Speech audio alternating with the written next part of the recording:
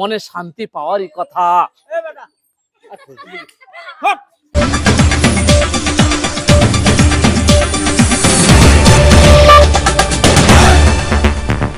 Salute Bangladesh media, আমরা দেশ ও স্বাধীনতার কথা বলি।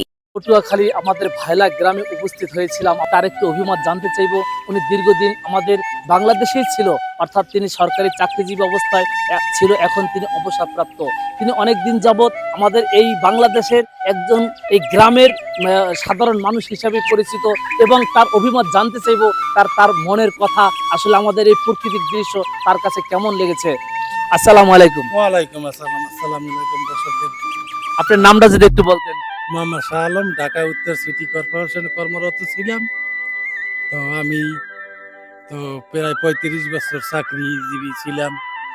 এখন আমি এলপিআরে আছি, 3 মাস হয় এলপিআরে আসছি। আমি গ্রামে আইছি, আমার কাছে খুব ভালোই লাগে। আগেও আসা যাওয়া করতাম, কিন্তু দেখা গেল 2-3 দিনের বেশি সময় দিতে পারি নাই। এখন আমি আইছি, আমার কাছে অত্যন্ত ভালো লাগে। যদিও একটু মালামালের বর্তমানে দাম বেশি, একটা মানুষের সুবিধা আছে যেটা দেখলাম। তো তারপরও আমার কাছে এত ভালো লাগে। গ্রামের দেশ, আমার জন্মভূমি দেশ।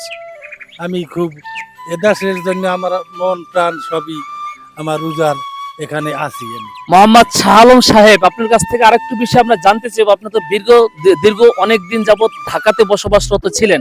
আসলে গ্রামের যে প্রাকৃতিক দৃশ্য, সেটা তো আপনার চোখে কখনো দেখা হয়নি। এখন অনেক দিন যাবত যে দেখতেছেন, এই দৃশ্যগুলো আপনার কাছে কেমন লাগে? ভালোই লাগে। গ্রামে আমরা তো সবাই গ্রাম থেকে জন্মগ্রহণ করে বিভিন্ন জায়গায় আমরা ছড়াই ছিটিয়ে আছি। গ্রামের কথা কি বলবো, ধান পাট সব দিকেই ভরপুর। গ্রামের একটা যে চলা ফিরা, খাওয়া দাওয়া, মাছ তরি তরকারি হইতে সবকিছুই আমার কাছে খুব ভালো লাগে। আচ্ছা, খুব আনন্দ লাগে। এবং আরেকটি বিষয় একটু জানতে চাইবো যে আপনি অবসরপ্রাপ্ত এখন আছেন, বাকি জীবন কিভাবে কাটাতে চান বা কোথায় কাটাতে চান একটু বলবেন। এইভাবেই কাটুম। আমি যদিও চাকরি করছি, আমি ধুমধাম কিছুই করতে পারিনি এই জীবনে। এখন আমার বাড়ি ছাড়া কোনো আছে, কোথায় যাব? ওই বাড়িতেই ঘুরা ফিরা বসবাস করি, আত্মীয় স্বজনের কাছে যাই, যারে দেখতে মনে হয় একটু ঘোরাফোরা করি, বিভিন্ন জায়গায় যাই। এই যে আসলাম বোনের বাড়িতে, বোনের দেখতে মনে করছে আমার বোনকে নিয়ে যাব, বোনের দেখতে আইছি। ভাগ্নি দেখতে আইছি। আমার কাছে খুব ভালো লাগলে, বাড়ির প্রকৃতি দেখে খুব ভালো লাগলো। বোনের কাছে বললাম। আপনি যেমন এখন অবসরপ্রাপ্ত ভাবে আছেন এবং গ্রামে সময় দিচ্ছেন, আপনার সাথে যারা চাকরিজীবী ছিল এবং আপনার লেভেলে যারা এখনো অবসরপ্রাপ্ত হননি, যদি কখনো আপনার মতো রিটায়ার্ডে আসেন, তাদের উদ্দেশ্যে কি মেসেজ দিতে চান একটু বলবেন আমাদের। ধন্যবাদ। আমার খুব সহি সালামতি আমার ভাইরা, কলিগ ভাইরা আমার সহি সালামতি ছাড়ছে। খুব দুঃখ প্রকাশ করলো, আফসোস করছে।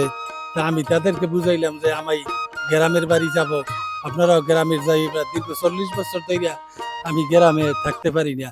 আমি বাকি যে কয়দিন আল্লাহ আমার হায়াত দান করে, আমি বাকি জীবন আমি দেশেই কাটাবো, গ্রামে কাটাবো।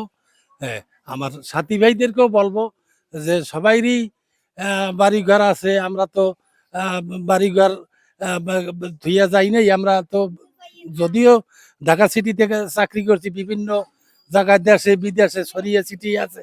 তাদেরকে উদ্দেশ্য বলবো, তারা তো অবশ্যই দেশে ফিরে আসবে, কিন্তু আমি আমাদের কলিগ ভাইদেরকেও বলবো যে আপনারাও গ্রামে যান। আমার খুব ভালো লাগে, আপনারাও আসেন। আমরা যতদিনই পাইছি তো একটু সময় কাটাইয়ে সবার সাথে চলি ফিরি, এই আর কি। প্রিয় দর্শক শ্রোতা, যেমনটি শাহ আলম সাহেব আমাদেরকে জানিয়েছেন, যেন শরীরের পশম দাঁড়িয়ে যাওয়ার মতো কথা। তিনি যেমন দুঃখে এবং আক্ষেপে একটি কথা আমাদেরকে মেসেজ স্বরূপ দিয়েছেন যে আমি দীর্ঘ অনেক দিন যাবৎ যেমন সরকারি চাকরিজীবী অবস্থায় ছিলাম, আসলে আমরা যে প্রাকৃতিক যে গ্রামের দৃশ্য তা থেকে যেন বঞ্চিত হয়েছি। সেই বঞ্চিত জীবনটা যেন আমাদের আবার নতুন করে শুরু হলো এবং আমরা সেই হারানো দিনগুলো ফিরে পেয়েছি। এবং তিনি আরেকটি কথা আমাদেরকে জানিয়েছেন যে আমাদের যে কলিং ভাইয়ের আছেন, অর্থাৎ যাদের সাথে আমরা চাকরিজীবী কর্মরত অবস্থায় ছিলাম, তাদের উদ্দেশ্যে আমি শুধু একটি কথাই বলবো, আপনারা যখন রিটায়ার্ডে যাবেন, আমার মতো যখন অবসর হয়ে যাবেন, ঠিক তেমনি আপনারা আমাদের মতো গ্রামে সময় দিবেন, গ্রামের দৃশ্যগুলো আপনারা উপভোগ করবেন। দেশে বিদেশে কত জায়গায় না ঘুরে বেড়াই এবং আমাদের যে বাবা মায়ের ভিটে মাটি মাতৃভূমি থেকে বঞ্চিত হই, কিন্তু ঠিক তেমনি এই শাহ আলম সাহেব আমাদেরকে যেমন জানিয়েছেন অনেক দিন যাবৎ যেমন চাকরির সুবাদে ঢাকার বাইরে ছিল, ভাই বোন আত্মীয় স্বজনের সাথে যোগাযোগটাও তিনি তেমন করতে পারেননি। আজকে যেমন রিটায়ার্ডের পথে আমাদের এই গ্রামের বাড়িতে এসে তাদের ভাই এবং আত্মীয় পরিজনকে কাছে পেয়ে যেন আসলে আসমানের চাঁদ ফিরে পেয়েছেন, ঠিক তেমনি তার ভাইয়ের কাছ থেকে একটু অভিমত জানতে চাইবো। দীর্ঘদিন অনেক দিন যাবৎ যেমনটি ভাইকে দেখতে পাননি এবং তার কাছ থেকে তারা দুটি কথা শুনতে পাননি, এখন তার কাছে কেমন লাগছে একটু অনুভূতি জানতে চাইবো। একটু থাকুন আমাদের সঙ্গে। আসসালামু আলাইকুম। ওয়ালাইকুম সালাম। দীর্ঘদিন ভাই বিদেশে থাকায় খুব অসহায় ছিলাম, এখন আমার ভাই আমার কাছে এসে আমাকে খুব ভালো লাগছে।